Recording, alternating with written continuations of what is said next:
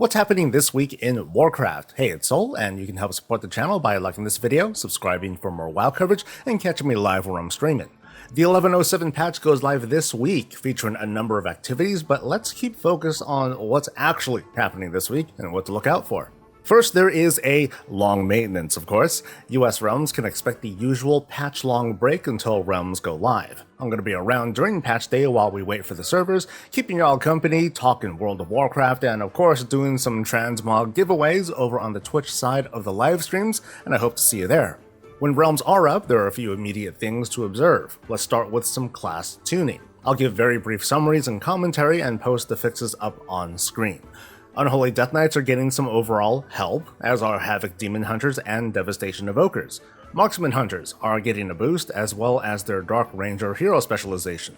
Holy Paladins are getting some modest throughput increases, but will lose some passive healing or mitigation when either the Paladin or their Holy Bulwark targets are under the effect of crowd control. Holy Priests are getting a very plain Jane buff to their healing, must be nice.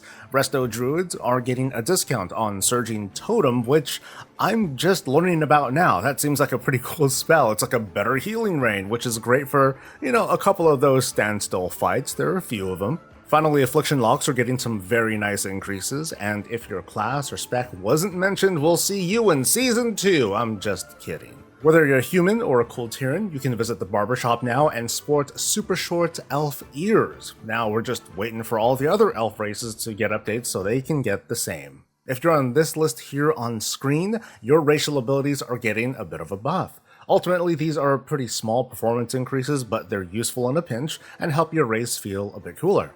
Kyrian fans, if you've completed the Path of Ascension, you can buy its rewards on a single character, no matter the armor type, and for any armor type. The actual transmogging restrictions, though, those still apply. If you've got friends or guildmates who regularly party up together, you'll be able to play as different factions and queue up for dungeons and PvP. You just need to have a full group. Now's the time to cash in those crests while upgrading. Trading up crests now only costs half as many crests as before. Now you only need to trade 45 crests for 15 of the next highest one, which basically means after you graduate from these weaker crests, you'll progress into higher level crests twice as fast. The cost of gilded crests needed to make top crafted gear has been lowered from 90 to 60, so those folks who've been struggling to get myth track gear are getting some much needed help. Story-wise, you want to be in Foundation Hall. That's the main building in Dornogal with the portals. Inside you'll see at least one quest. Dawn over there starts the quest line that'll take you to Siren Isle. And if the Kirintor quest line is accessible this week, you should be able to start it by Khadgar. It's not a sure thing whether it'll start this week, but hey, he's just right there. It's easy to find out. But with Siren Isle, I'm confident we can dive right in. The story and questing is going to be gated for a number of weeks, and I'm not going to give any spoilers, but functionally, here's what to expect this week. By the end of the day, you'll have a complete Circe circlet at an item level of at least 619. It might be a little bit higher, but chances are 619. To ensure this, just make sure you complete all the yellow quests in the zone, and they'll show up on the map. You can immediately hard farm for nearly all the cosmetics and catch-up gear. Just go on a wholesale slaughter of the zone, defeat rares as they pop up and treasures as they spawn. Over at the hub, there's a table that lets players in the area activate public event rares. This uses a currency from the zone, Flame Blessed Iron, which is also used to buy gear and other items.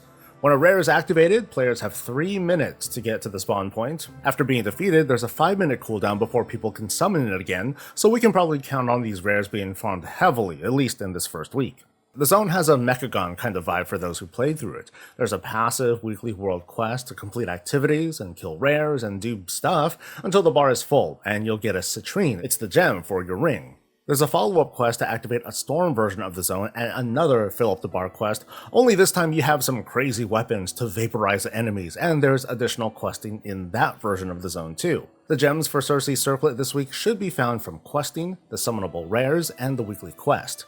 Despite testing, we don't currently know if we can find gems from other means, or if discovered gems on one character can immediately be purchasable by alts, but there is at least an alt skip to get us past the first few quests and get a ring straight away. We still have a round of events to cover. It's a Spark and Catalyst week for you to unlock tier set bonuses, or more likely transmog appearances, and more crafting, especially for those who will have a bit better access to higher level crests. It's Cataclysm Time Walking this week, featuring the Firelands raid. Complete the dungeon and raid quest for Champion and Hero Gear respectively, and definitely check out if anything new has been added to the vendors with the big refresh. Keep in mind you may have collected a handful or more of Bronze Celebration tokens, and if you've already bought everything you could, dump your excess on Time Warp badges to buy up appearances. Everyone's favorite, Temple of Hot Mogu, is the Brawl, and over in Mythic Plus World, it's a fortified tyrannical week, and the Xalatath affix is Ascendant. This is the one where you gotta disrupt a bunch of orbs for a movement and haste buff, or else. Now, is it my time to finally try keys? Maybe. Later this week, the Feast of Wintervale begins. This is where you break out that ugly sweater and crush your enemies under that holiday cheer.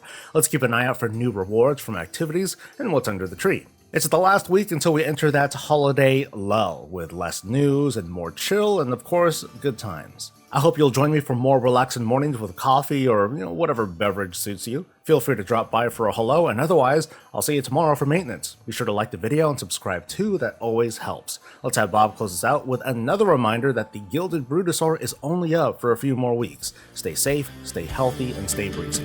Brutosaur, they cost way too much. You want them both. To show Blizz you love them both. Brutosaur, show off to your friends at a price that you'll defend. Brutosaur, they cost way too much. Be the privileged few. Our tokens will pull us through. That's for me and gold's for you. Brutosaur. Done.